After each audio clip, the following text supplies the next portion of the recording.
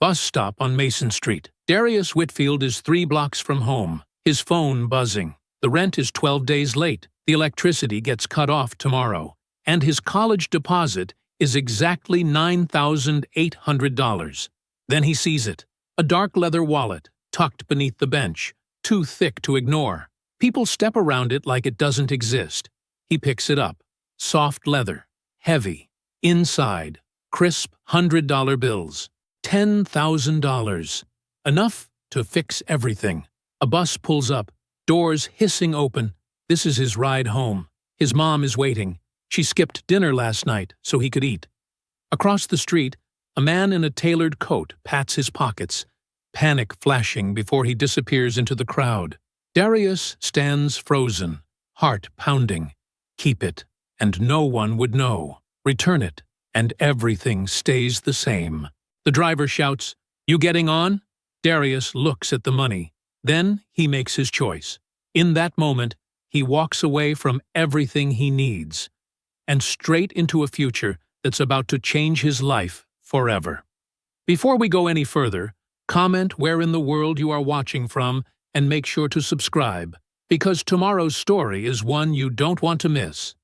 The morning light struggled to penetrate the thin curtains of the Whitfields' apartment, casting long shadows across the worn linoleum floor. Darius balanced on a kitchen chair, his tall frame stretched toward the ceiling as he fiddled with the flickering fluorescent light. His fingers worked carefully with the loose connection, a skill learned from countless DIY repairs. "Baby, be careful up there," Lena called from the kitchen table, her voice carrying that familiar mix of worry and weariness. She sat surrounded by a sea of white envelopes, each one marked with bold red letters that spelled out "Final Notice" or "Past Due." "Almost got it, Mom," Darius responded, his voice steady despite the wobbling chair. The light flickered once more before holding steady. "There. Should hold for now." Lena managed a smile that didn't quite reach her tired eyes. She wore her faded blue nursing scrubs, already prepared for another double shift. Her hands moved methodically, sorting bills into piles, urgent, more urgent and desperate. The morning sun caught the silver strands in her hair, ones that hadn't been there just a year ago. "You're too young to be playing handyman," she sighed, quickly shuffling the bills into a neat stack and tucking them under a coffee mug, as if hiding them might make them disappear. Darius stepped down from the chair and straightened it under the table. "Better than paying someone we can't afford." His eyes drifted to the other piece of paper on the table, the one that wasn't a bill, but somehow felt just as heavy. The college acceptance letter lay there, pristine white against the scratched tabletop, its official letterhead seeming to mock them both. Lena followed his gaze and quickly reached for her coffee. "Don't you worry about any of this. You just focus on school and your job at the store." She stood, smoothing her scrubs with practiced movements. "Speaking of which, isn't your shift starting soon?" Darius nodded, grabbing his worn backpack from the hook by the door. The technical college's letter caught his eye again, and he felt that familiar ache in his chest. The deposit deadline was circled in red on their kitchen calendar, a date that loomed like a storm cloud. "Mrs. Martinez in 3B might need help with her groceries again," Lena mentioned, packing her lunch with careful movements that spoke of stretching every dollar. "She was struggling with those stairs yesterday." "I'll check on her on my way out," Darius promised, watching his mother pack yesterday's leftover rice into a plastic container. He noticed how she left most of it for him, though she'd never admit to skipping meals. The hallway outside their apartment smelled of old carpet and someone's breakfast cooking. Sure enough, Mrs. Martinez was attempting to navigate the narrow stairwell with 2 heavy bags. Her gray hair was tied back in a neat bun, and her face lit up when she saw Darius. "Oh, Darius, my guardian angel," she exclaimed, as he immediately took the bags from her trembling hands. "It's no trouble, Mrs. Martinez," he assured her, falling into step beside her slow pace. "How's your grandson doing in college?" Her face beamed with pride as they climbed. Top of his class. First in our family to go, you know. Just like you'll be soon, yes? Darius's smile faltered slightly, but he kept it in place. We'll see, he answered diplomatically, shifting the grocery bags in his arms. Back in their apartment, Lena was putting on her worn coat, the one she insisted was fine despite the fraying cuffs. I left you sandwich money on the counter, she said, though Darius knew that money would go straight into his college fund instead of his lunch. Thanks, Mom. He hugged her quickly, noticing how thin she felt in his arms. Don't work too hard. She laughed, a sound that carried both love and irony. That's like telling the sun not to shine. She patted his cheek, her hands rough from years of work. You're a good boy, Darius. The best thing I ever did. After she left, Darius stood in the quiet apartment. The fixed light hummed steadily overhead, but his eyes were drawn again to the acceptance letter. He picked it up, running his fingers over the embossed logo. The words blurred slightly as he read them again. We are pleased to inform you. The deposit amount listed at the bottom might as well have been $1 million for how far out of reach it felt. The morning sun had fully risen now, streaming through the window and illuminating the dust motes in the air. Darius could hear the city waking up outside, cars honking, people calling to each other, the distant rumble of the elevated train. Another day was beginning, full of the same struggles and small kindnesses that defined their lives. He carefully set the letter back down on the table and shouldered his backpack. The weight of responsibility settled onto his shoulders like an old friend as he headed out to face another day. The late afternoon sun cast long shadows across the cracked sidewalk as Darius trudged home from his shift at the grocery store. His feet ached from standing all day, and his mind wandered to the stack of homework waiting for him.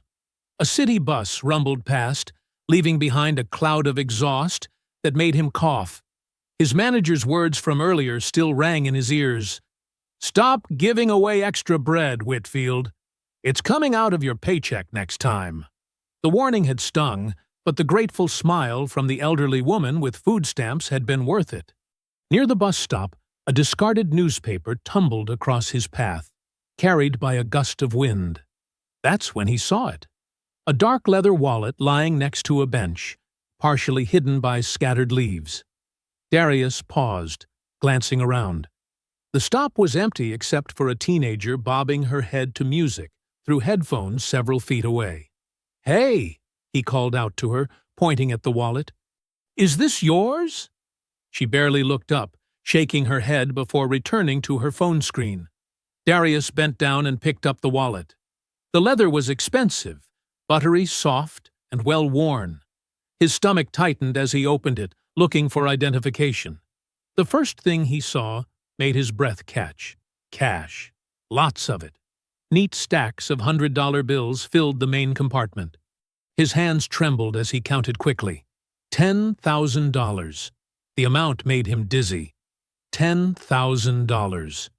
More money than he'd ever seen in one place. Behind the cash, he found a business card. The name Richard Halvorson was printed in elegant black letters, along with an address in the business district. The card was crisp and professional, unlike the wrinkled receipts and food stamps that usually filled his mother's wallet. Darius sank onto the bench, the wallet heavy in his hands. His mind raced with possibilities. $10,000 would cover their overdue rent. It would pay the electricity bill that kept showing up in red envelopes. Most importantly, it would cover his college deposit with money to spare. He imagined surprising his mother, watching her face as he handed her the money. No more double shifts. No more skipped meals. No more fixing things with duct tape and prayers. The thought made his heart race. But then he remembered her words from countless conversations. Character is what you do when nobody's watching. His mother had worked honest hours her whole life, never taking shortcuts despite their struggles. The memory of her integrity felt like a weight in his chest. A passing car honked, startling him. Darius looked down at the wallet again, running his thumb over the smooth leather. The money inside could change their lives, but at what cost? The thought of his mother's face if she ever found out he'd kept someone else's money? That would be worse than any unpaid bill. With careful movements, he closed the wallet and slipped it into his backpack.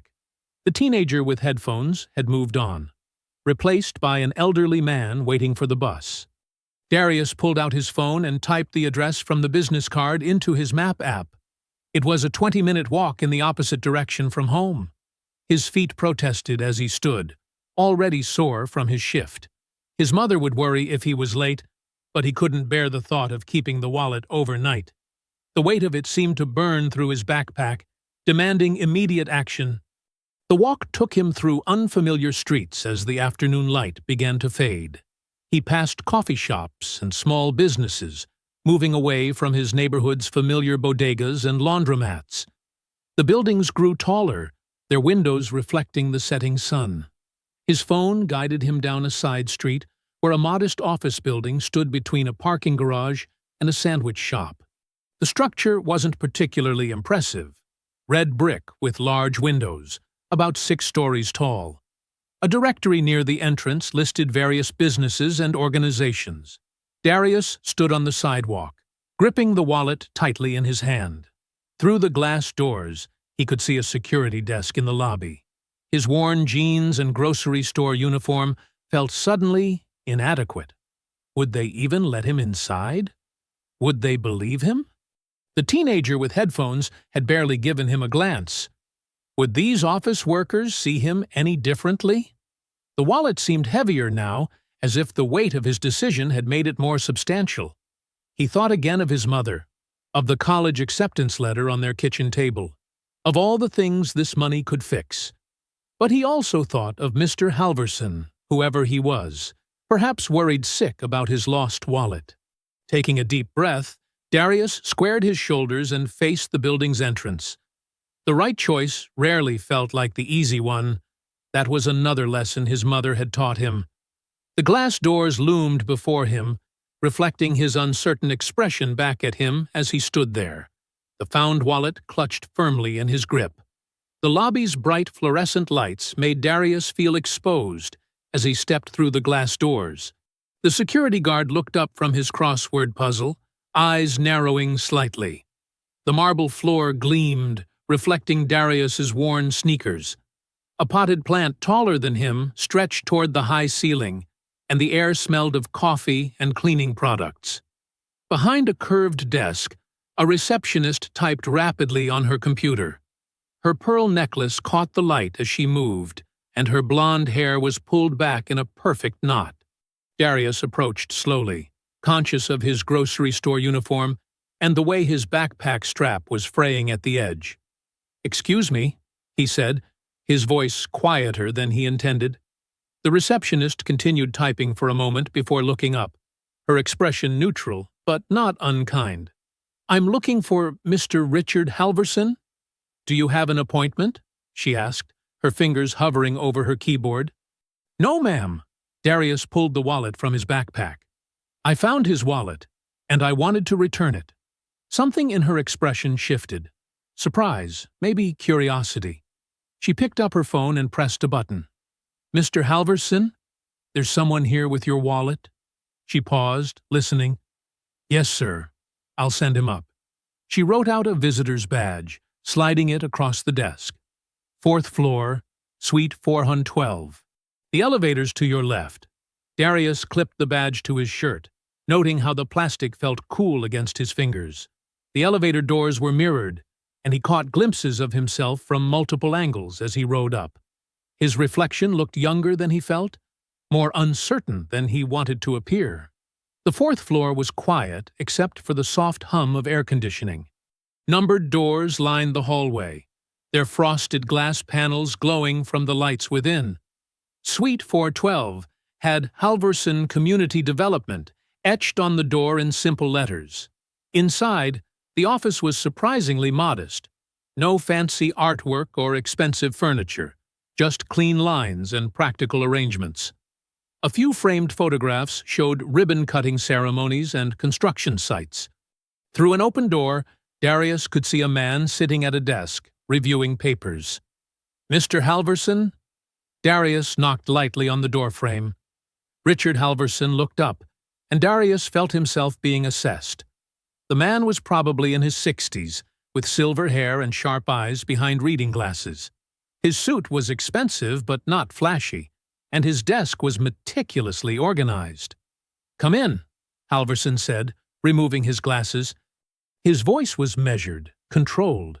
"You found my wallet?" Darius stepped forward, holding out the leather wallet. "Yes, sir. It was at the bus stop on Mason Street. I found your business card inside." Halverson took the wallet but didn't open it immediately. Instead, he studied Darius with an intensity that made him want to shuffle his feet. "Did you take anything?" The question hit like a slap. Darius felt heat rise in his cheeks, not from guilt, but from shame at being so quickly judged. "No, sir," he said firmly, though his voice wanted to waver. "Everything is exactly as I found it." Halverson opened the wallet, methodically checking its contents. His expression remained neutral as he counted the money, examined his cards, and inspected every compartment. The silence stretched uncomfortably. Finally, he gave a short nod. "Very well." He placed the wallet in his desk drawer and turned back to his papers. A clear dismissal. Darius stood there for a moment longer, wondering if he'd imagined the $10,000. Maybe it hadn't been as much as he thought. Maybe this was normal for people like Mr. Halverson, losing wallets full of cash and treating their return as unremarkable. "Thank you for your time," Darius said quietly, the words tasting bitter. He turned and walked out, past the framed photographs of community projects he now noticed were all about building trust and investing in people. The elevator felt colder on the way down. His visitor's badge seemed to mock him, a temporary pass into a world that had just reminded him exactly where he belonged. The receptionist was on the phone as he passed, and he dropped the badge in the collection box without meeting her eyes. Outside, the early evening air had turned cool. The sun was setting behind the office buildings, casting long shadows across the street. Darius started his walk home, each step feeling heavier than the last. The weight of the wallet was gone from his backpack, but something else seemed to have taken its place, a heaviness in his chest, a questioning he couldn't shake. Traffic moved past him in steady streams, people heading home to their own lives, their own struggles, their own choices. He thought about the elderly woman at the grocery store, how her thanks had felt genuine. He thought about his mother, who would be home soon from her second shift. He thought about the college acceptance letter waiting on their kitchen table. Had he made the right choice? The question followed him as he walked, as persistent as his shadow in the fading light. Behind him, unnoticed, Richard Halverson stood at his office window, watching the young man's retreating figure with careful consideration. The office had grown quiet as evening settled in. Most employees had left hours ago, leaving Richard Halverson alone with his thoughts and the leather wallet that now lay open on his polished desk. The building's cleaning crew worked methodically down the hallway, their vacuum cleaner a distant hum. Richard pulled out each bill, laying them in neat stacks. $10,000, exactly as he'd placed it. Not a single bill missing. He checked every card slot, every hidden compartment. Everything remained untouched, precisely as he had arranged it. His reflection in the window looked tired. The city lights were coming on, dotting the darkening sky like scattered stars. He thought about the other wallets, 5 of them over the past month, each lost in carefully chosen locations. The results had been disappointing but predictable. The first had been returned with half the money missing, accompanied by a story about finder's fees. The second disappeared completely. The third came back empty, except for his driver's license, mailed anonymously. The fourth and fifth never resurfaced. Richard pulled out the visitor log from his desk drawer. Darius Whitfield, he read aloud, studying the careful handwriting. The address listed was in the Oakwood district, not the city's poorest neighborhood, but close. He opened his laptop and began typing, his fingers moving swiftly across the keyboard. The search results painted a familiar picture. Apartment complex with multiple code violations, high turnover rate, utility shut-off notices. The kind of place people lived when they had no other choice. Richard sat back in his chair, remembering the young man's face, the careful way he spoke, the flash of hurt when questioned about the money. He'd been too quick to judge, too wrapped in his own cynicism. Years of seeing people at their worst had left their mark. Community development work had taught him harsh lessons about human nature, about greed disguised as goodwill. Each betrayal had added another layer of caution, another reason to doubt. But this was different. The wallet had been a test, yes, but not a random one. Richard was looking for something specific, genuine integrity, the kind that couldn't be faked because it came from character rather than calculation. Someone who would do the right thing even when it cost them personally. Across town, in a small apartment with peeling wallpaper, Darius pushed his dinner around his plate. The macaroni and cheese had gone cold while he'd been lost in thought. His mother, Lena, sat across from him, her work uniform wrinkled from a double shift. "You're quiet tonight," she said, trying to catch his eye. "Everything okay at the store?" Darius forced a smile. "Yeah, Mom, just tired." He took another bite, not tasting it. The memory of those crisp bills felt like a weight in his stomach. $10,000. He could almost hear the numbers his mother had been muttering earlier while sorting bills.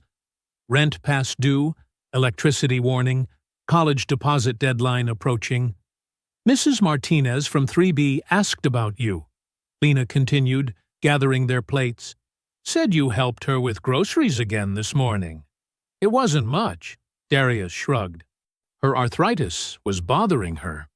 The kitchen light flickered, a reminder of all the small repairs they couldn't afford. Darius thought about the wallet again, about Mr. Halverson's cold stare. Maybe he should have kept just a little, enough for the electric bill, maybe the rent. The thought made him feel sick. "I'm going to study for a bit," he said, standing up. His mother's smile was tired but proud. She didn't know about the wallet, about the choice he'd made. He wanted to keep it that way. Some disappointments were better carried alone. Back in his office, Richard picked up his car keys, their familiar weight settling in his palm. The cleaning crew had finished, leaving behind the sharp smell of disinfectant. He stood at the window one last time, looking out at the city he'd spent decades trying to improve. Every failed project, every betrayal of trust, had started with someone who looked promising on paper. But paper didn't show character. Real integrity revealed itself in small moments, in choices made when no one was watching, or when watching eyes were cold and suspicious. He thought again of Darius Whitfield, of the quiet dignity in his posture even as he was being doubted, of how he'd walked away empty-handed rather than argue or plead his case. There was something there, something genuine that all Richard's cynicism couldn't dismiss. The office was dark now except for his desk lamp. He pulled on his coat, the wallet secure in his pocket. The address from the visitor log was clear in his mind. His shoes echoed on the marble floor as he walked to the elevator. "Let's see who you really are," he said softly, pressing the button for the lobby. The doors closed with a gentle chime, leaving the office in silence. The morning sun filtered weakly through threadbare curtains as Lena Whitfield rushed to get ready for work. Her uniform, freshly ironed despite the late hour she'd returned home, hung on the bathroom door. Dark circles beneath her eyes betrayed another restless night, worrying about bills, but her movements remained purposeful, practiced. "Darius, honey, did you remember to fix that loose board in the hallway?" she called out, pinning her name tag carefully to her collar. The safety pin was old, barely holding together, like so many things in their apartment. "Did it last night, Mom," Darius answered from the kitchen, where he sat with his math homework spread across the table. The acceptance letter peeked out from beneath his textbook. a constant reminder of dreams just out of reach. Their morning routine had a familiar rhythm. Lena checking her bag for bus fare, Darius clearing away breakfast dishes, both of them dancing around the things they couldn't change. The ancient coffee maker sputtered its last drops into the pot, filling the small kitchen with its warm aroma. A knock at the door broke through their quiet morning, sharp and unexpected. Lena glanced at the clock, frowning. It was too early for the landlord, though her heart skipped at the thought. They were behind on rent again. "I'll get it," she said, smoothing her uniform. When she opened the door, she found herself facing a distinguished older man in an expertly tailored suit. His presence seemed almost out of place in their worn hallway, like a page torn from a different story and pasted into theirs. "Mrs. Whitfield?" His voice was steady, professional. "I'm Richard Halverson." Behind her, Lena heard Darius's chair scrape against the linoleum floor. She turned to see her son frozen in place, his face a mixture of surprise and uncertainty. "I apologize for coming by so early," Richard continued, his eyes moving between mother and son. "But I wanted to speak with you about something your son did yesterday." Lena's hand tightened on the doorknob. "Is everything all right?" Her voice carried the wariness of a mother who had learned to expect bad news. "More than all right," Richard said, his expression softening. "Yesterday, your son found my wallet. It contained $10,000 in cash." Lena's hand flew to her mouth, her eyes widening as she turned to look at Darius. "He tracked down my office and returned it. Every dollar intact." Richard's words carried weight beyond their simple meaning. "In 30 years of business, I've never seen such honest character." Tears welled in Lena's eyes as the full impact of what she was hearing sank in. Her son had held enough money to solve all their problems, and had chosen to return it. Pride and love crashed over her like a wave. Darius started to speak, but Richard held up a hand. "Please," he said, reaching into his jacket. He withdrew an envelope, thick and crisp. "I believe in rewarding integrity. Inside this envelope, you'll find 2 things. First, a check that I hope will ease some immediate concerns." Lena's hands trembled as she accepted the envelope. "Second," Richard continued, his voice warming further, "an offer. I'd like to sponsor Darius's complete education. Full tuition, books, housing, everything he needs to succeed." A small sob escaped Lena's throat. Tears now fell freely down her cheeks. "There's more," Richard said, turning to address Darius directly. "I run a community development firm. We help build affordable housing, create job programs, revitalize neighborhoods. I'd like to offer you an internship. Your perspective, your character. That's exactly what we need." The small apartment seemed to hold its breath. Through the window, morning traffic hummed distantly, the world continuing its routine while their small corner of it transformed. "You raised an honest son, Mrs. Whitfield," Richard said softly. "That's increasingly rare these days. Integrity like that deserves a future." Darius stood rooted to the spot, his homework forgotten on the table behind him. The acceptance letter that had seemed like an impossible dream just moments ago now held new promise. "I don't know what to say," Lena managed, wiping her eyes with the back of her hand. "Say yes," Richard smiled. "Let's give that integrity somewhere to grow." He turned to leave, his purpose accomplished. As his footsteps faded down the hallway, Lena turned to her son. Without a word, she pulled him into a fierce embrace, her tears dampening his shoulder. "You changed our lives," she whispered, her voice thick with emotion. Darius held his mother tightly, feeling the years of struggle in her thin frame, the weight of sacrifice in her arms. Afternoon sunlight warmed the small kitchen table, where Darius and Lena sat shoulder to shoulder, papers spread before them like a map to a new future. The envelope Richard had left contained not just a check that made Lena's hands shake, but a detailed offer letter printed on thick cream-colored paper with an embossed letterhead. "Read it again," Lena said softly, her work uniform still on from the morning, though she'd called in to take the rest of the day off. This moment felt too important to rush. Darius picked up the letter, his voice steady despite the flutter in his stomach. "Mr. Richard Halvorsen, in recognition of exceptional personal character," he paused, still uncomfortable with the praise, "offers a full educational scholarship covering tuition, books, supplies, and housing costs at the Technical College of Acceptance." Lena reached over and squeezed his hand. The acceptance letter that had sat unopened for so long now lay beside them, its corners slightly worn from all the times Darius had picked it up and put it down again. "There's more about the internship," Darius continued, turning to the second page. "The position includes mentorship and hands-on experience in community development projects." He looked up at his mother. "It says the firm's been struggling lately. They need fresh ideas." "Your ideas," Lena corrected gently. She stood up to pour them both another cup of coffee, the ancient maker sputtering in protest. "Those drawings you're always working on, the ones about affordable housing. This is your chance to make them real."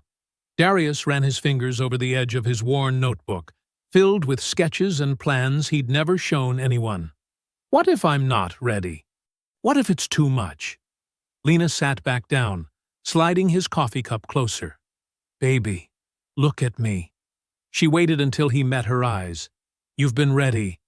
You've been doing community development work since you were old enough to walk, helping Mrs. Johnson with her groceries, looking out for those kids at the store, fixing things around here without anyone asking." "That's different," Darius protested.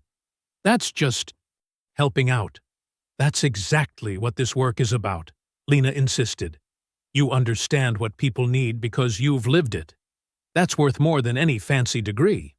They fell quiet for a moment, the hum of the refrigerator filling the silence.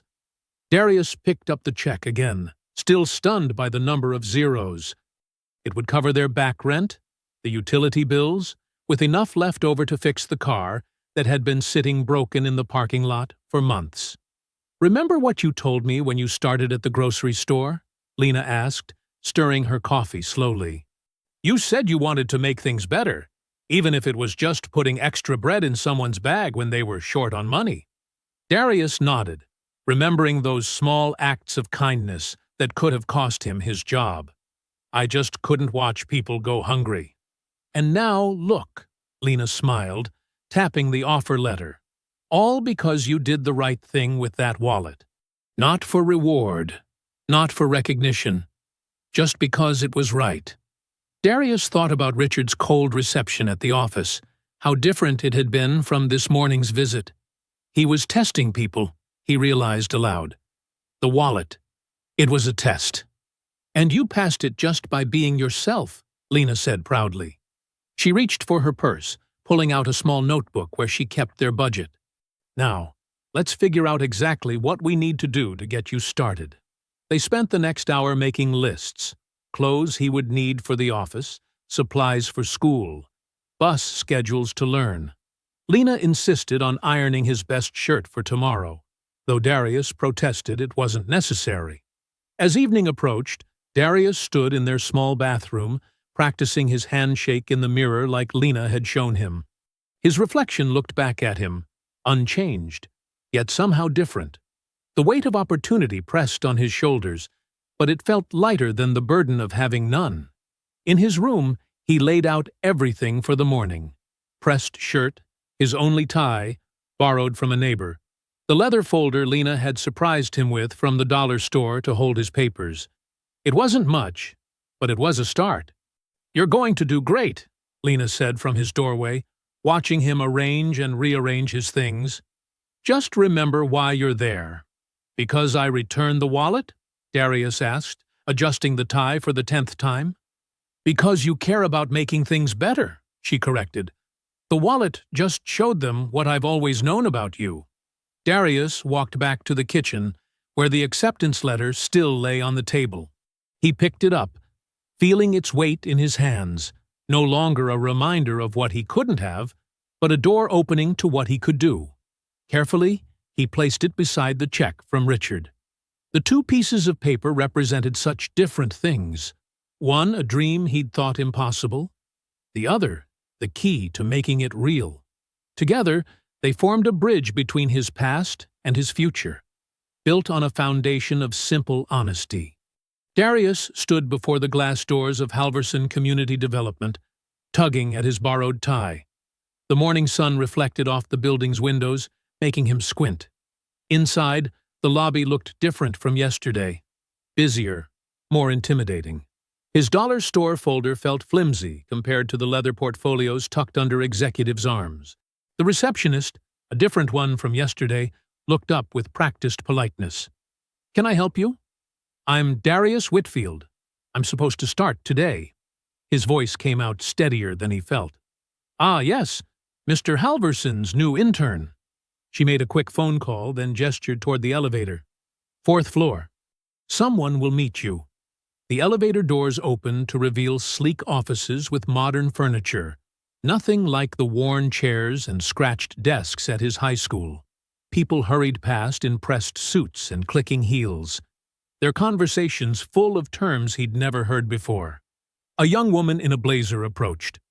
"Darius, I'm Amanda from HR. Let's get you settled." She led him through a maze of cubicles to a small workspace near the window. "This will be your desk." His desk. The words felt strange. It had a computer, a phone, even a nameplate. Darius Whitfield, Community Development Intern. He ran his fingers over the letters, remembering how just yesterday he'd been stocking shelves. Richard appeared suddenly, his presence commanding attention. "Good morning, Darius. Ready to begin?" Without waiting for an answer, he turned to address the nearby staff. "Everyone, this is Darius Whitfield, our new intern. He'll be assisting with community outreach and development projects." A few people nodded politely before returning to their work. Richard handed Darius a thick folder. "Review these. They're our current housing proposals. We'll discuss them later." Then he was gone, leaving Darius alone with the overwhelming stack of documents. The morning passed in a blur of paperwork and orientation meetings. During lunch, Darius sat alone in the break room, watching others cluster in familiar groups. He pulled out his worn notebook, using the time to transfer some of his sketches onto proper paper. "What's that?" Darius looked up to find Amanda peering at his drawings. "Just some ideas. Housing layouts that could work better for families like—" He hesitated. "For working families." She picked up one of the sketches. "This is interesting. You've got the laundry facilities on every floor instead of the basement. Most people can't afford washers in their units," Darius explained. "But carrying laundry up and down 6 flights of stairs with kids, or when you work late shifts, it's rough. My mom—" He stopped himself, unsure if personal stories belonged here. But Amanda was still studying the drawing. And these shared spaces between units? For childcare. The words came easier now. Neighbors could watch each other's kids, build community, save money. Other staff members drifted over, curious about the discussion. Darius found himself explaining more of his ideas: how to arrange parking to make grocery unloading easier, where to place security cameras so residents felt safe but not watched, why certain maintenance features needed to be accessible to residents. "These are based on real experiences," someone commented. Darius nodded. "They're things I've seen, things that could help." The afternoon brought a project meeting. Darius sat quietly in the back, listening as team leaders discussed budget constraints and zoning issues. When they debated the merits of various amenities, he gathered his courage and raised his hand. "Yes, Darius?" Richard's tone was neutral. "Instead of a fitness center that needs expensive equipment and maintenance, what about converting that space into a multi-purpose room?" His voice grew stronger as he continued. "It could be a study space for kids during the day, adult education classes in the evening, community meetings on weekends. One room, many uses, Lower costs? The room fell silent. Darius's heart pounded, but he pulled out his notebook and walked to the whiteboard. I sketched some layouts. His hand was steady as he drew, explaining how flexible furniture and storage solutions could transform the space for different needs. When he finished, the project manager spoke first. This actually solves several problems we've been facing. Others chimed in with questions and suggestions. Darius answered each one, drawing from years of watching his mother and neighbors navigate similar spaces. He didn't use fancy terms or statistics, just practical solutions born from real life. At the edge of the room, Richard stood with his arms crossed, observing. His expression remained unreadable, but his eyes followed Darius's explanations intently. When Darius demonstrated how a simple change in the building's entry layout could create natural gathering spaces for residents, a flicker of approval crossed Richard's face. The meeting ended with Darius's multipurpose room concept added to the official plans. As people filed out, several stopped to compliment his ideas. He returned to his desk feeling slightly dazed, but more grounded. His dollar store folder didn't seem so out of place anymore. Through his office window, Richard watched his new intern carefully organize his notes, already preparing for tomorrow. The boy's confident presentation had surprised him. There was more here than just honesty. The morning sun streamed through the office windows as Darius adjusted his new tie, a gift from his mother to celebrate his first paycheck. The past week had transformed their lives in ways he still couldn't quite believe. The electricity stayed on. The fridge held fresh groceries. His mother didn't have to work double shifts anymore. At his desk, Darius spread out his sketches and notes. His initial nervousness had given way to quiet determination. The team had started implementing his multi-purpose room design, and their positive response gave him courage to voice more ideas. "Morning, Darius," Amanda called out, dropping a stack of reports on his desk. "The research you requested on local housing needs." He smiled, grateful for her help. Since that first lunch break, she'd become an unofficial mentor, helping him navigate office politics and terminology. "Thanks. I've been working on something bigger." "Tell me more," she said, pulling up a chair. Darius pulled out his notebook, no longer worn and hesitant, but filled with detailed plans and careful calculations. "It's an affordable housing project, but different from our usual approach. Instead of just building units, we create a whole support system." He showed her his drawings, apartment buildings designed around central courtyards, ground floor spaces for small businesses, and dedicated areas for community services. The idea is to help families build stability, not just find housing. Amanda studied the plans with growing interest. "This is comprehensive. You've thought about everything from childcare to job training?" "Because that's what people really need," Darius explained, thinking of his mother's struggles. "A roof isn't enough if you can't afford to keep it over your head." Other team members began gathering around his desk, drawn by their discussion. Darius walked them through each element: how the layout encouraged neighborhood connections, why certain services were essential, how shared resources could reduce individual costs. "The numbers actually work," said Mark from accounting, reviewing Darius's calculations. "If we partner with local businesses and service providers, the operational costs stay manageable." By lunchtime, word of Darius's proposal had spread through the office. When Richard stopped by his desk, Darius was ready. "Mr. Halverson, I'd like to present something to you." Richard gestured toward his office. "After you." Inside, Darius laid out his vision with growing confidence. He didn't just show drawings, he shared stories about single mothers like Lena, working multiple jobs while dreaming of better futures for their children, about elderly neighbors supporting each other when they couldn't afford help, about teenagers who needed safe spaces to study and grow. "This isn't just housing," he explained. "It's a chance for families to break the cycle of struggling just to survive." Richard listened intently, asking occasional questions that pushed Darius to defend his choices. Why this location? How would they select residents? What made this different from failed projects of the past? Darius had answers ready, grounded in his lived experience and newly acquired professional knowledge. He'd spent evenings researching similar initiatives, learning from their successes and failures. At home, the changes in Darius were clear. Lena noticed how he carried himself differently, shoulders straight, eyes forward. Their dinner conversations had shifted from worrying about bills to discussing community needs and possible solutions. "You're becoming a leader," she told him one evening, her eyes bright with pride. "Just like I always knew you could be." Darius squeezed her hand. "I learned from the best. Everything in this project, the way it supports families, builds community. It's all based on what you taught me." The next morning, Darius arrived early to refine his proposal. He incorporated feedback from various team members, strengthening the financial projections and implementation timeline. His desktop computer had replaced his notebook, but the heart of his vision remained the same. Walking past his desk, Richard noticed Darius's absorption in his work. The boy who'd nervously returned a wallet had found his purpose. His integrity wasn't just about doing the right thing. It was about creating opportunities for others to rise.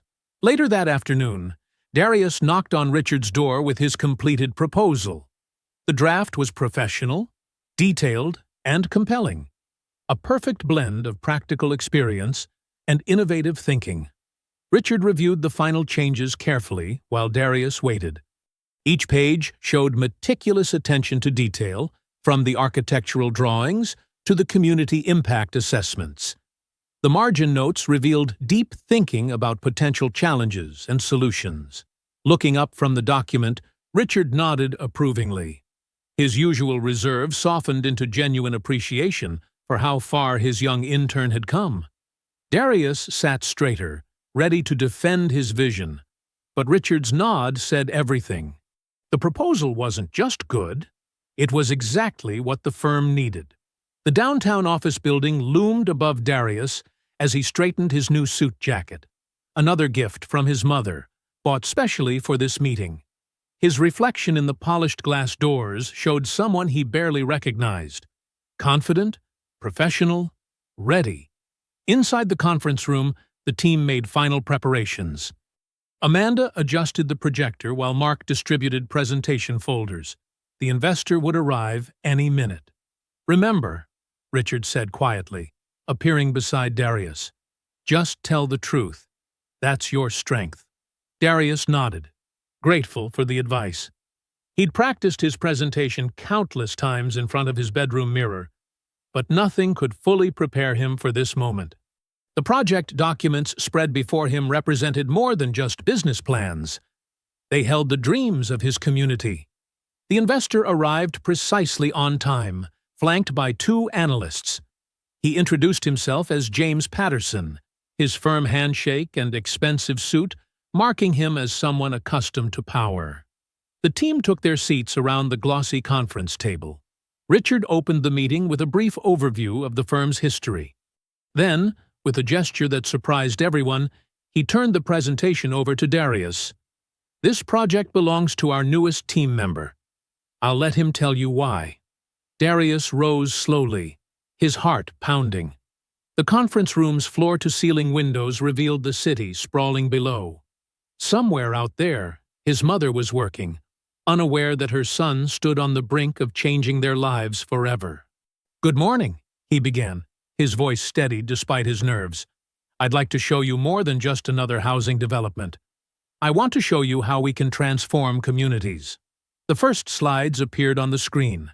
Not generic architectural renderings, but real photographs of his neighborhood. Children playing on broken sidewalks, elderly residents helping each other up crumbling steps, single parents rushing between multiple jobs. "These are my neighbors," Darius explained. "Hardworking people who need more than just affordable rent. They need a foundation for building better lives." His presentation flowed naturally, mixing professional analysis with personal insight. He showed how the project's design grew from real needs he'd witnessed firsthand. The courtyard layout wasn't just aesthetically pleasing, it created safe spaces for children to play while parents watched from their windows.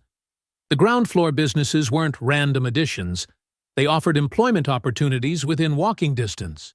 Patterson leaned forward, his interest evident. Your cost projections seem ambitious. How can you guarantee these numbers? Darius clicked to his financial analysis. By understanding how people actually live. See this community kitchen space? It's not just an amenity.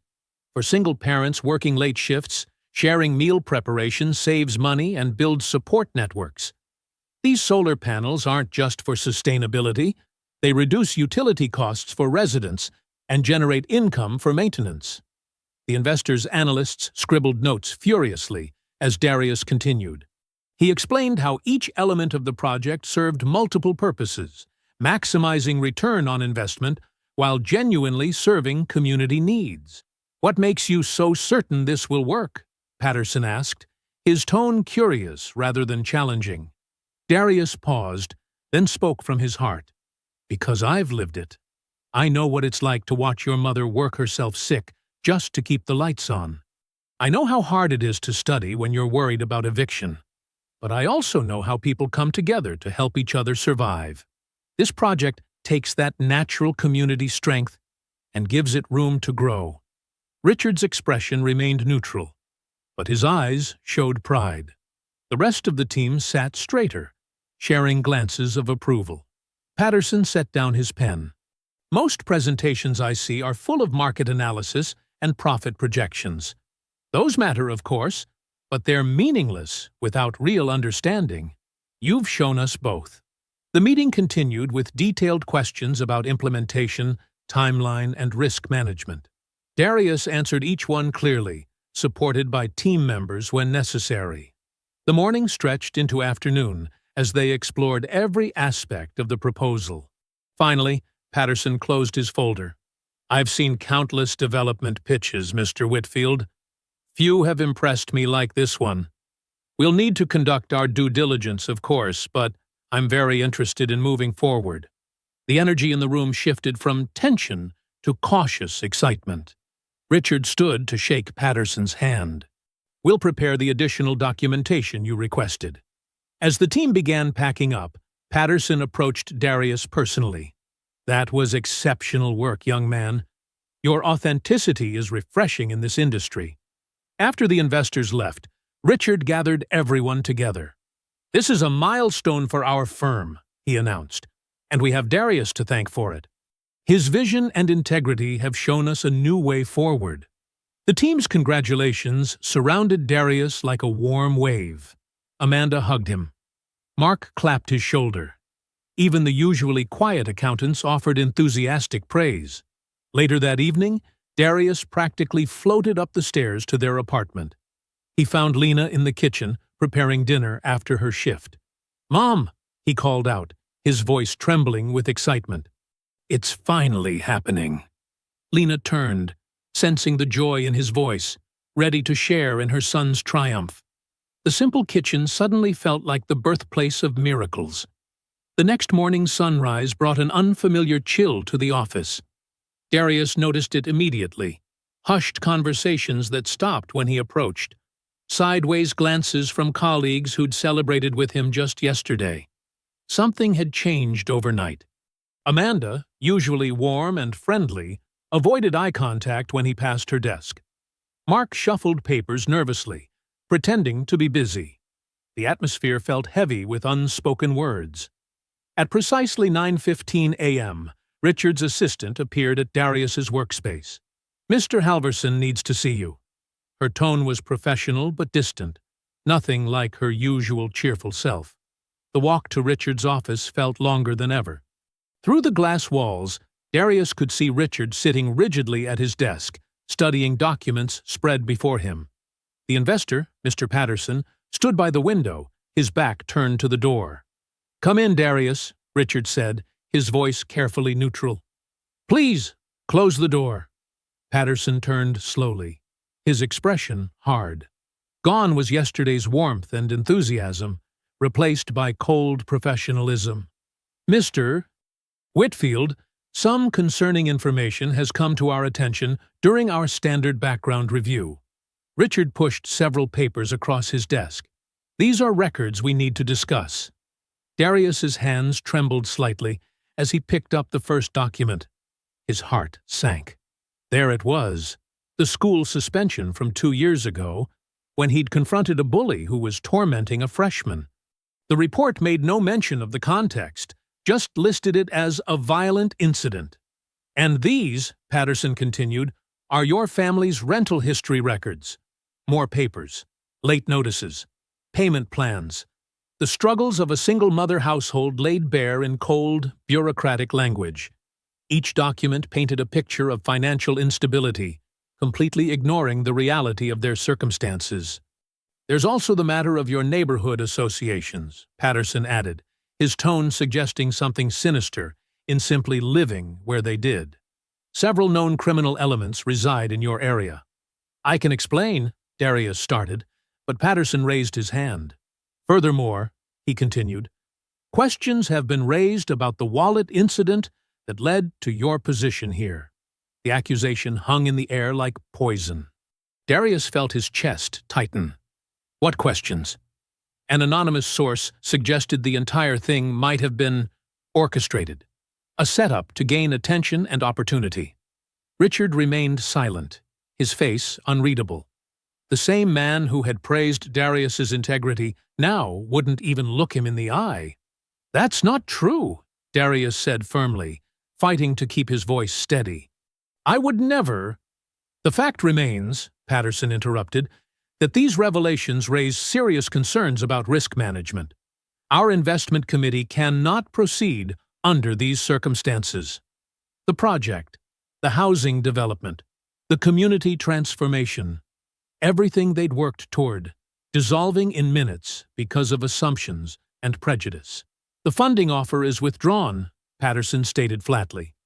I'll have our legal team send the formal documentation. He gathered his belongings, nodded curtly to Richard, and left without another word. Silence filled the office. Darius waited for Richard to say something, to defend him, to fight back, to show any sign of the trust they'd built. Instead, Richard simply straightened papers on his desk. I think it's best if you take some time off, Richard finally said, still not meeting Darius's gaze. We'll need to reevaluate the situation. You know me, Darius said quietly. You know who I am. Do I? Richard's response cut deep. Perhaps I was too quick to— He left the sentence unfinished, but its meaning was clear. Too quick to trust. Too quick to believe. Too quick to see past appearances. Darius stood slowly. Through the glass walls, he could see his colleagues pretending not to watch. How many of them believed the rumors? How many had already decided he was exactly what they'd probably assumed from the start? Should I pack my things? Darius asked. Let's call it a temporary leave, Richard replied diplomatically.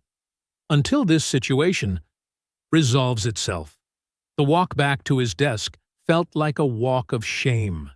Amanda suddenly needed to make copies. Mark became intensely focused on his computer screen. No one would look at him as he gathered his few personal items into his backpack. The bus ride home was a blur. Every bump in the road seemed to echo Patterson's words. Every stoplight reflected Richard's doubt. The weight of shattered dreams pressed down on him like a physical force.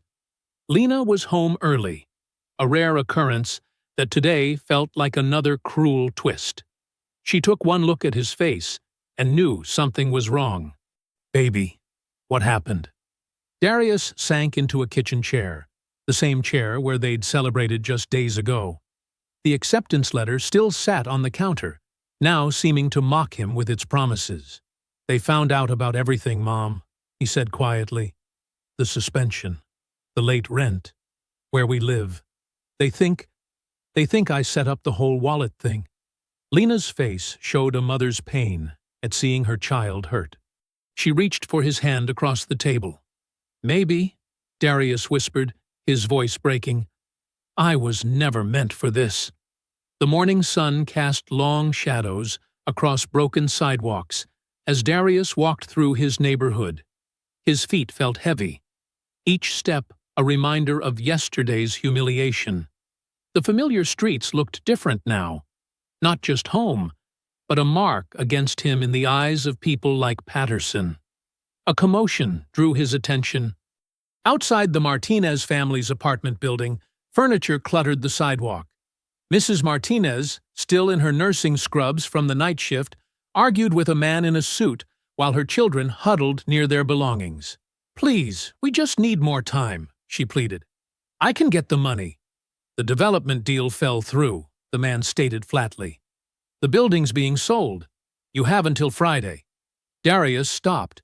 The failed project, his failed project, was already having consequences.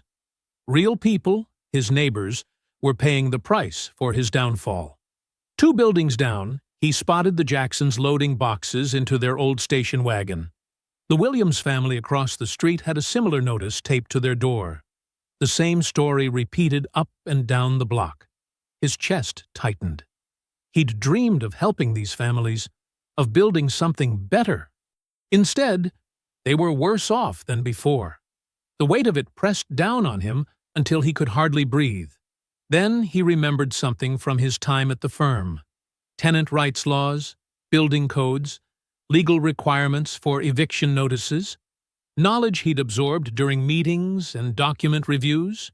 Maybe he couldn't build new homes right now, but he could still help protect the ones people had. Darius approached Mrs. Martinez. "Excuse me," he said to the suit-wearing man. "Can I see that eviction notice?" The man looked annoyed, but handed it over. Darius studied it carefully, remembering the details Richard had drilled into him about proper documentation. "This isn't legal," he said firmly. "The notice period is too short, and there's no court order. You can't just throw people out." "Listen, kid," the man started. "No, you listen," Darius interrupted, his voice steady. "I can call legal aid right now. They'll tell you the same thing."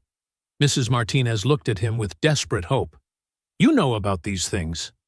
"Some," Darius admitted. "And I know who to ask for help."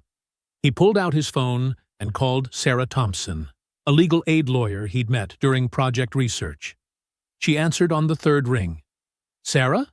It's Darius Whitfield. Remember those tenant rights cases we discussed? I need your help." Within an hour, Sarah arrived with information packets and contact numbers.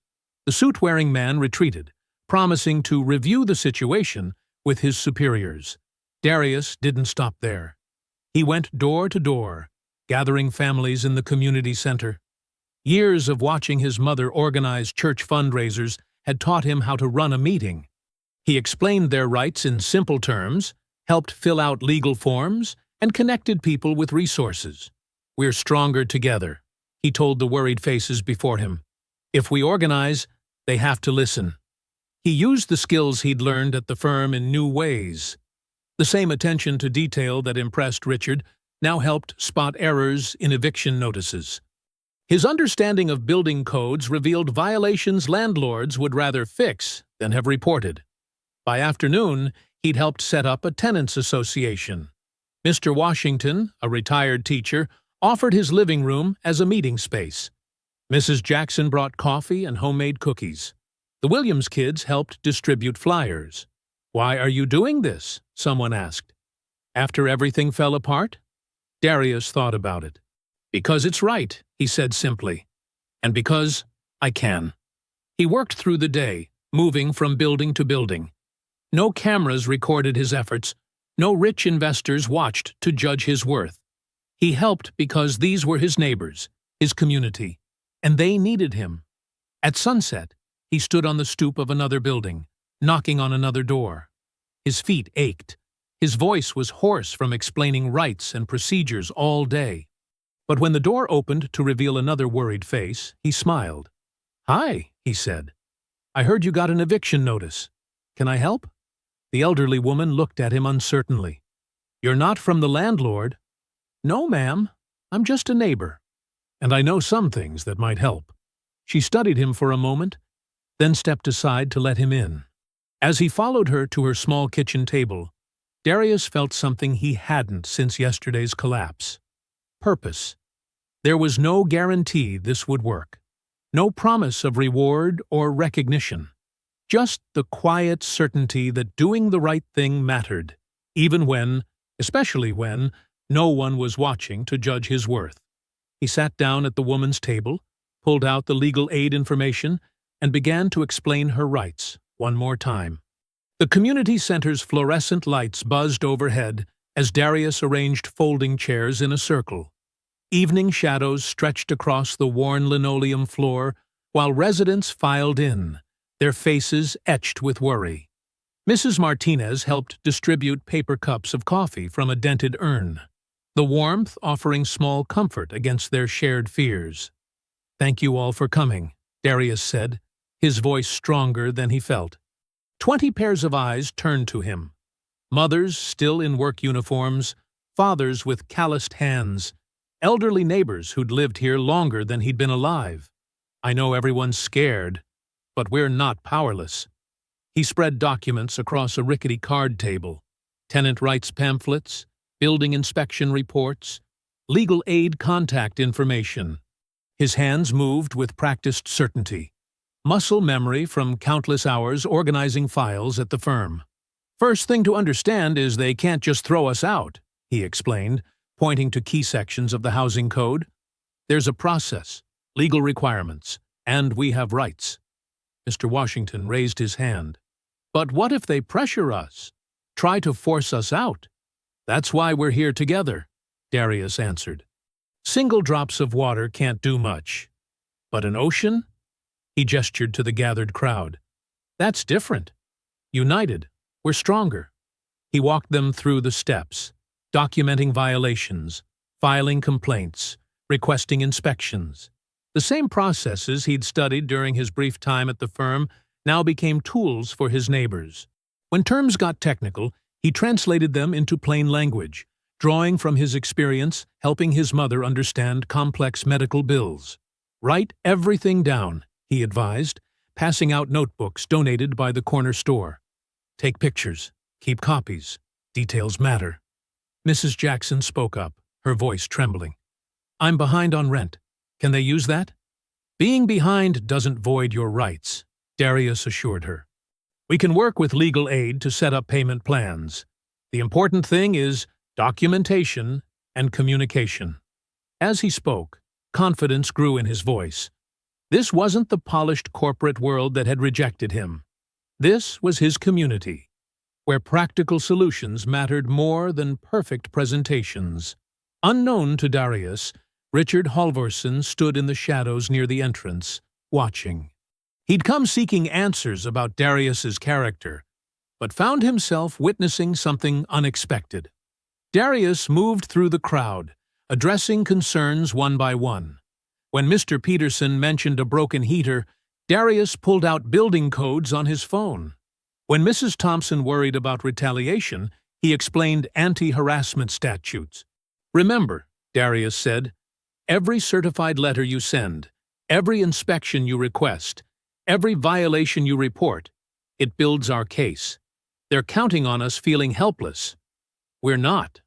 A young mother bounced a fussy baby while trying to take notes.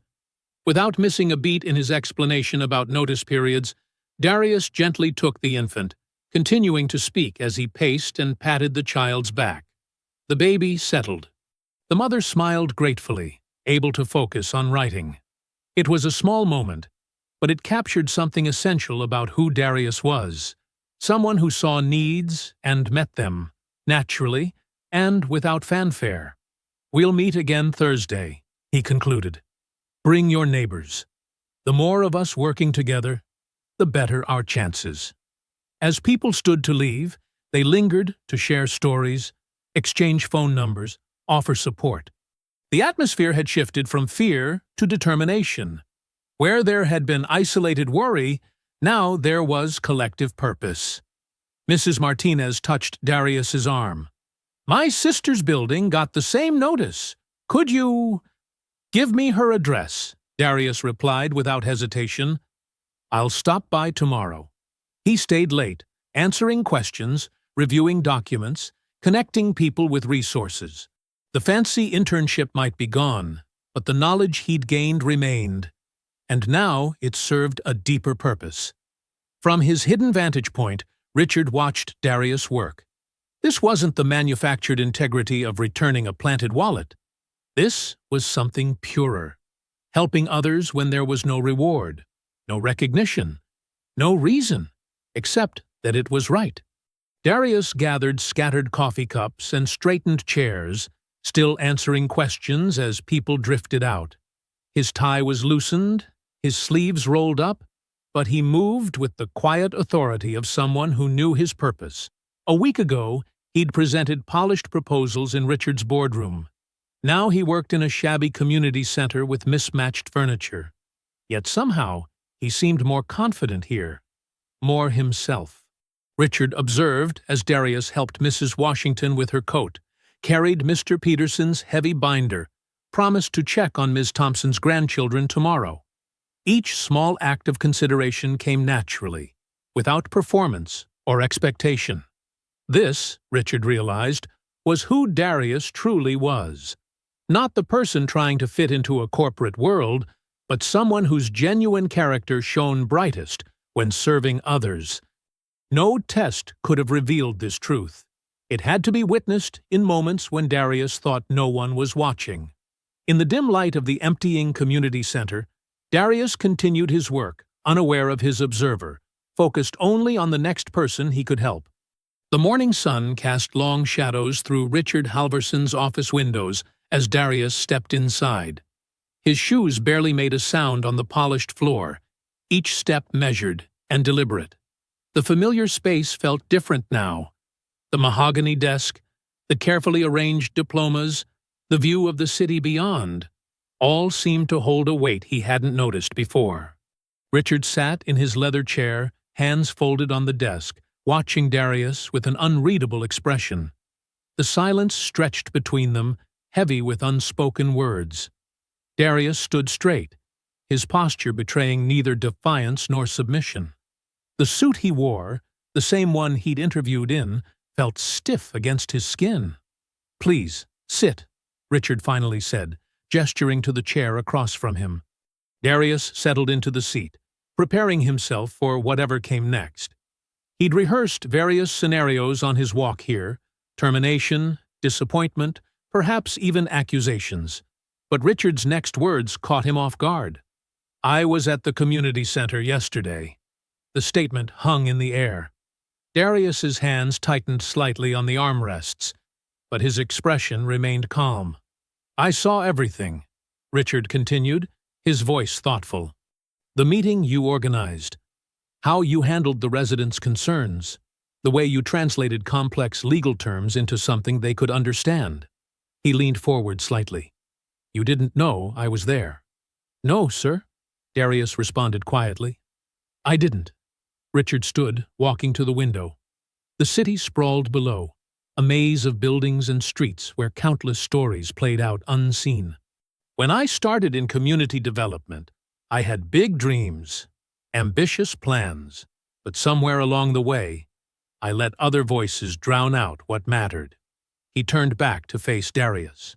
"I let them do it again with you." Darius remained silent, listening. The morning traffic hummed faintly through the windows. "You know, watching you yesterday, it wasn't like watching an intern or even a young professional," Richard continued. "It was like watching someone who truly understood what this work means. Not the presentations or the proposals, but the real impact on real lives." He returned to his desk, pulling out a familiar file. Darius's background check. "This paper says you're a risk, that your circumstances make you unreliable." He closed the file deliberately. But paper doesn't show character. It doesn't show someone staying late to help elderly neighbors understand legal documents. It doesn't show someone holding a baby, so a mother can take notes. It doesn't show integrity. Darius shifted slightly in his chair. "Sir." "About the accusations." Richard held up a hand. "No, you don't need to defend yourself. Your actions speak clearly enough." He paused, studying Darius's face. Tell me something. Why did you do it?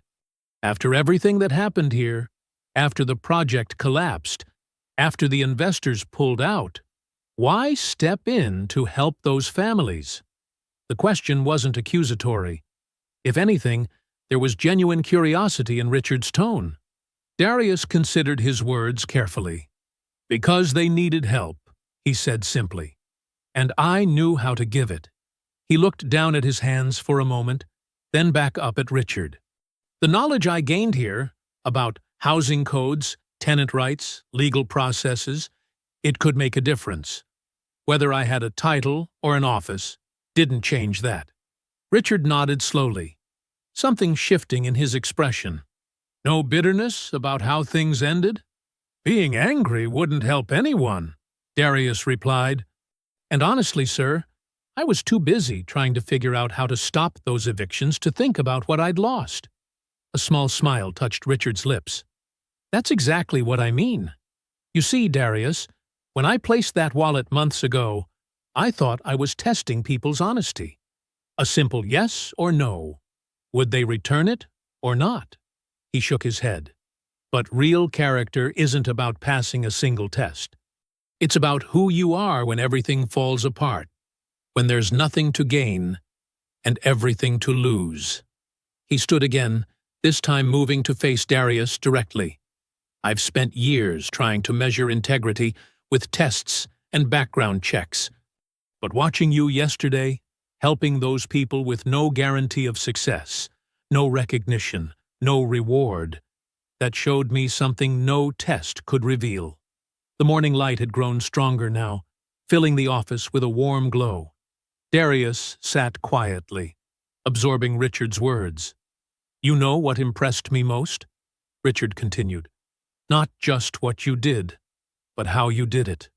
No grandstanding, no resentment. Just quiet, competent leadership focused entirely on helping others. He returned to his chair, leaning back with a new certainty in his posture. That's not something you can fake. That's not something you can test for.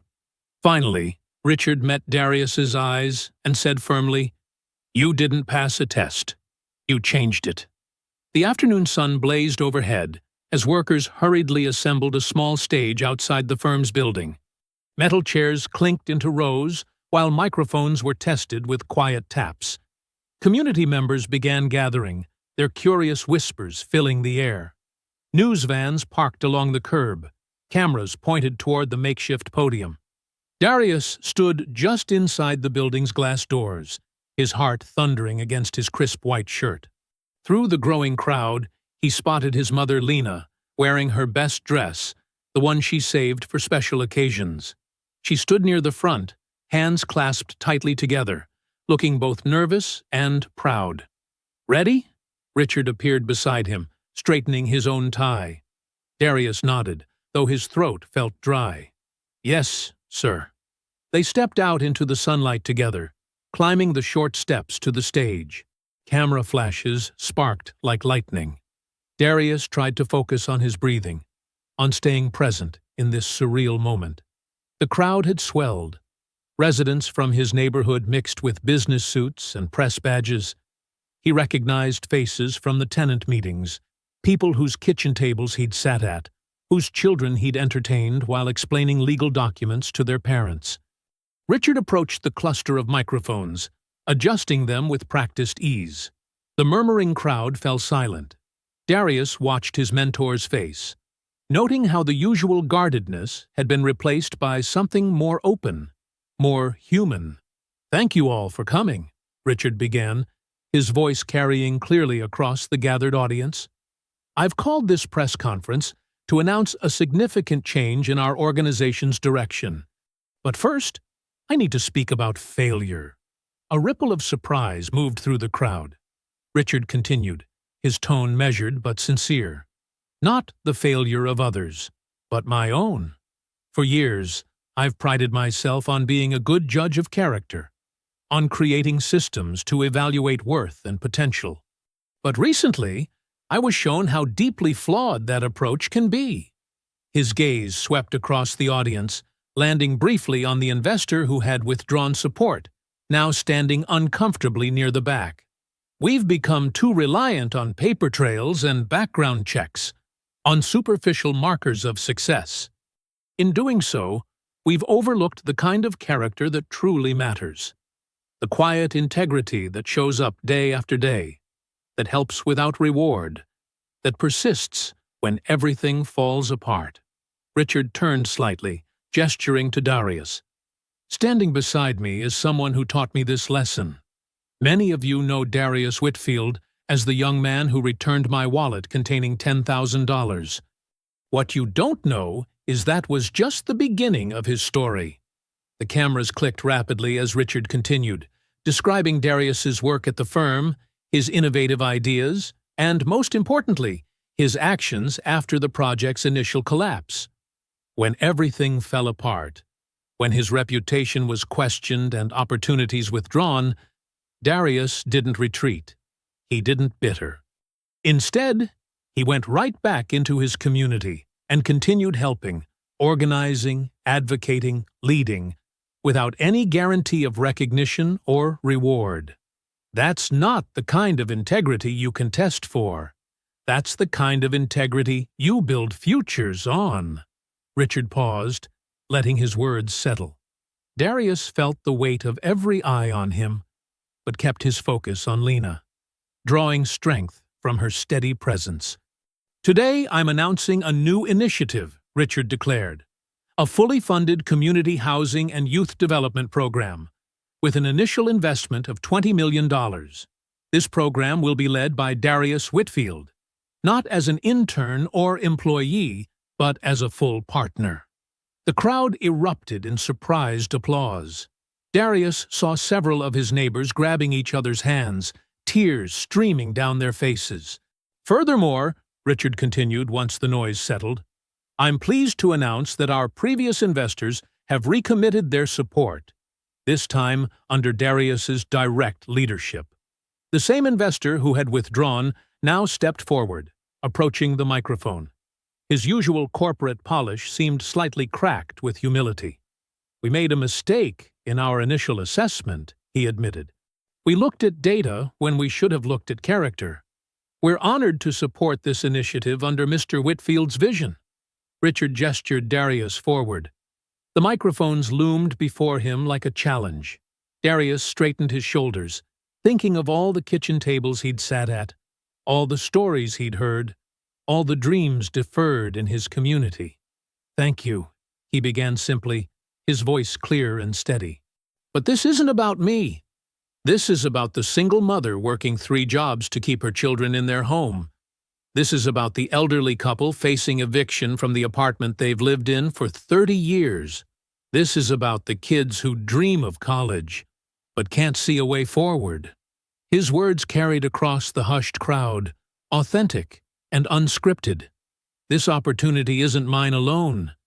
It belongs to all of us. And I promise you, we're just getting started. The applause that followed was thunderous, but Darius barely heard it. His eyes found Lena in the crowd, tears streaming down her face, her smile brighter than the summer sun. Their shared gaze held volumes, pride, relief, disbelief, and most of all, the pure joy of seeing hope become reality. Autumn sunlight warmed the freshly painted walls of the new community center, its windows gleaming like promises kept. Colorful balloons bobbed in the gentle breeze, while families streamed through the open doors, their voices mixing with music and laughter. The transformation of the neighborhood was striking. Gone were the crumbling facades and broken windows. In their place stood renovated buildings with neat flower boxes and fresh paint, sidewalks swept clean, and community gardens bursting with late-season vegetables. Darius adjusted his tie, taking in the scene from the community center's steps. Children darted between chairs set up for the ceremony, their parents calling after them with mixture of joy and exasperation. Volunteers in matching T-shirts directed people to refreshment tables and activity stations. Local leaders mingled with residents. The usual barriers of status dissolved in the day's celebration. Ready? Richard appeared beside him, looking satisfied with the turnout. "Almost," Darius replied, checking his pocket for the 100th time. The keys were still there, their metal edges pressing against his fingers like a reminder of how far they'd come. He spotted Lena approaching through the crowd, wearing a sky-blue dress she'd bought specially for the occasion. Her hair was styled differently, and she carried herself with a new lightness, the weight of constant worry finally lifting from her shoulders. Several residents stopped to hug her. She'd become something of a neighborhood mother figure over the past weeks, offering encouragement and wisdom to families going through their own transformations. "Mom!" Darius called, his voice catching slightly. She turned, her smile brightening. "This is incredible," she said, reaching them. "I barely recognize the place." "Come with me," Darius said, taking her hand. "There's something I need to show you." He led her away from the community center, down the newly paved sidewalk lined with young trees. They passed the renovated apartment buildings where many of their former neighbors now lived in dignity, no longer fearing sudden eviction or unsafe conditions. Children played in the protected courtyards while parents chatted on benches, a scene of community that had once seemed impossible. They stopped in front of a modest but well-maintained house with a small front yard. Fresh paint gleamed on the trim, and potted plants flanked the front steps. Lena's steps slowed, her grip on Darius's hand tightening. "What is this?" she whispered, though her eyes said she already knew. Darius reached into his pocket and withdrew the keys, their brass surface catching the sunlight. "This is yours, Mom. Through the program we built, no more counting bills at the kitchen table, no more fixing broken lights, no more wondering if we'll make rent." Lena's hand flew to her mouth, tears welling in her eyes. The same gesture she'd made that day when Richard first knocked on their apartment door. But this time, the tears weren't from shock or desperation. They were pure joy, pure pride, pure release. "My boy," she managed, pulling him into a fierce hug. "My wonderful, honest boy."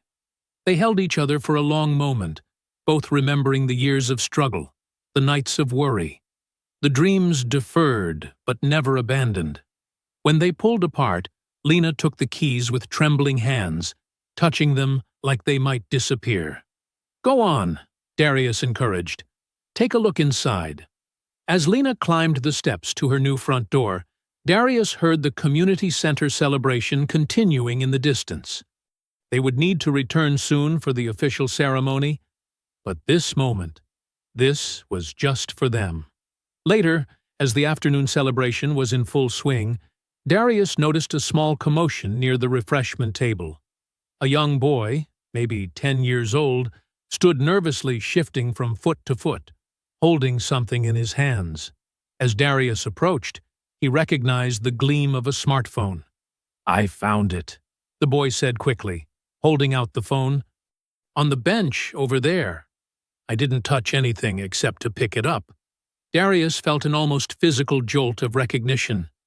The uncertainty in the boy's voice, the desire to do right warring with the fear of not being believed. He knelt down, bringing himself to eye level with the child. "Thank you," he said, his voice warm and sincere. "What's your name?"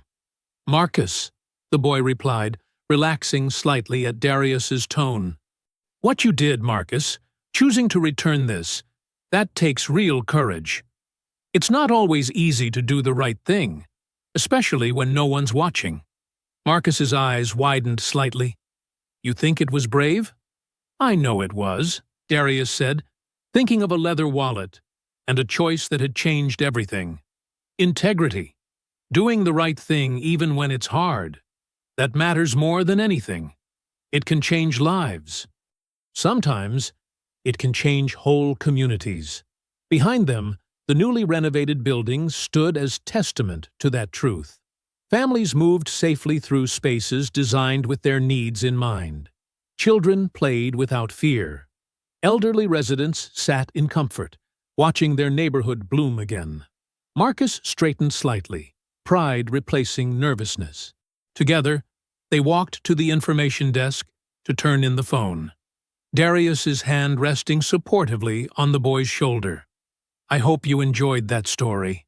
Please like the video and subscribe so that you do not miss out on the next one. In the meantime, I have handpicked 2 stories for you that I think you will enjoy. Have a great day.